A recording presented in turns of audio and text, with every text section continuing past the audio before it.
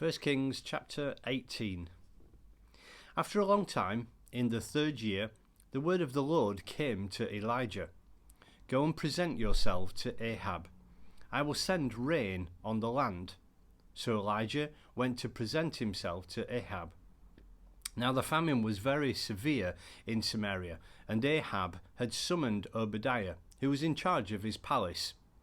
Obadiah was a devout believer in the Lord. While Jezebel was killing off the Lord's prophets, Obadiah had taken 100 prophets and hidden them in 2 caves, 50 in each, and had supplied them with food and water.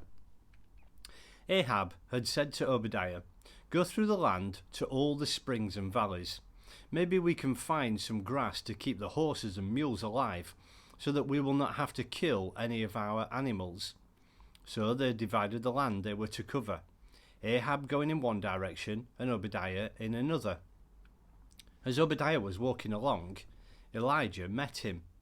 Obadiah recognized him, bowed down to the ground and said, "Is it really you, my lord Elijah?" "Yes," he replied. "Tell your master Elijah is here." "What have I done wrong?" asked Elijah, "that you are handing your servant over to Ahab to be put to death?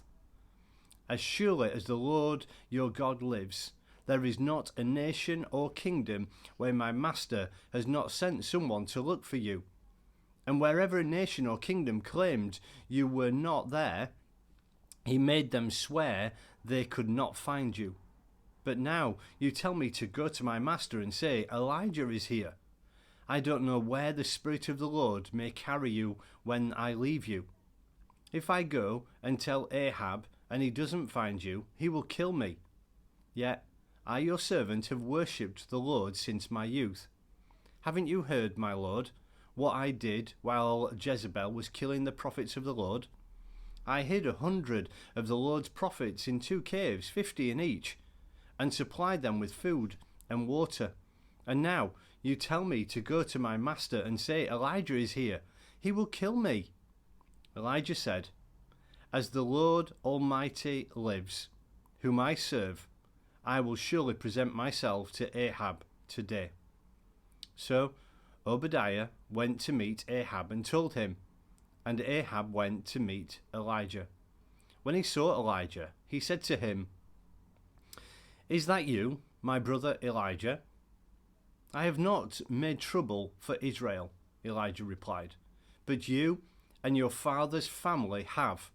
You have abandoned the Lord's commands and have followed the Baals. Now, summon the people from all over Israel to meet me on Mount Carmel, and bring the 450 prophets of Baal and the 400 prophets of Asherah who ate at Jezebel's table." So Ahab sent word throughout all Israel and assembled the prophets on Mount Carmel. Elijah went before the people and said, "How long will you waver between 2 opinions? If the Lord is God, follow him. But if Baal is God, follow him." But the people said nothing. Then Elijah said to them, "I am the only one of the Lord's prophets left, but Baal has 450 prophets. Get 2 bulls for us. Let them choose one for themselves, and let them cut it into pieces and put it on the wood, but not set fire to it. I will prepare the other bull and put it on the wood, but not set fire to it.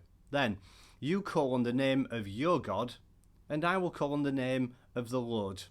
The God who answers by fire, he is God." Then all the people said, "What you say is good."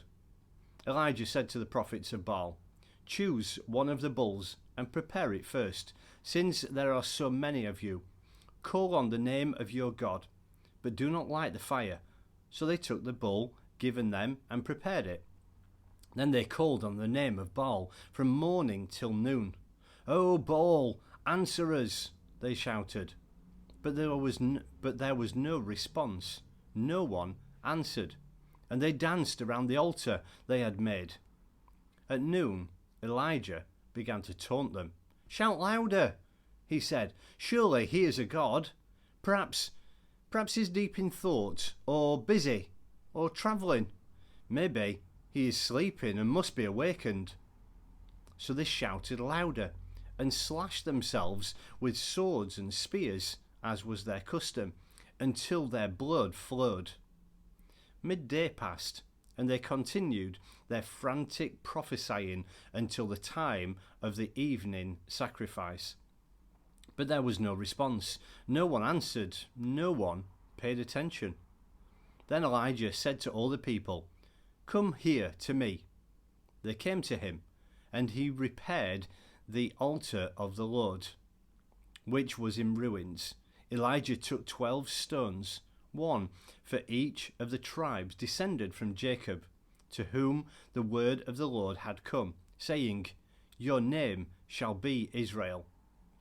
With the stones he built an altar in the name of the Lord, and he dug a trench around it large enough to hold 2 seahs of seed. He arranged the wood, cut the bull into pieces, and laid it on the wood. Then he said to them, "Fill 4 large jars with water, and pour it on the offering on the wood." "Do it again," he said, and they did it again. "Do it a 3rd time," he ordered, and they did it a 3rd time. The water ran down around the altar and filled the trench. At the time of sacrifice, the prophet Elijah stepped forward and prayed, "O Lord, God of Abraham, Isaac, and Israel, let it be known today that you are God in Israel, and that I, your servant, have done all these things at your command. Answer me, O Lord, answer me, so these people will know that you, O Lord, are God, and that you are turning their hearts back again." Then the fire of the Lord fell and burned up the sacrifice, the wood, the stones, and the soil, and also licked up the water in the trench. When all the people saw this, they fell prostrate and cried, "The Lord, he is God! The Lord, he is God!" Then Elijah commanded them, "Seize the prophets of Baal. Don't let anyone get away." They seized them, and Elijah had them brought down to the Kishon Valley and slaughtered there. And Elijah said to Ahab, "Go, eat and drink, for there is the sound of heavy rain." So Ahab went off to eat and drink, but Elijah climbed to the top of Carmel, bent down to the ground, and put his face between his knees. "Go and look toward the sea," he told his servant. And he went up and looked. "There is nothing there," he said. 7 times Elijah said, "Go back." The 7th time the servant reported, "A cloud as small as a man's hand is rising from the sea." So Elijah said, "Go and tell Ahab, hitch up your chariot and go before the rain stops you." Meanwhile, the sky grew black with clouds. The wind rose. A heavy rain came on Ahab, and Ahab rode off to Jezreel. The power of the Lord came upon Elijah, and tucking his cloak into his belt, he ran ahead of Ahab all the way to Jezreel.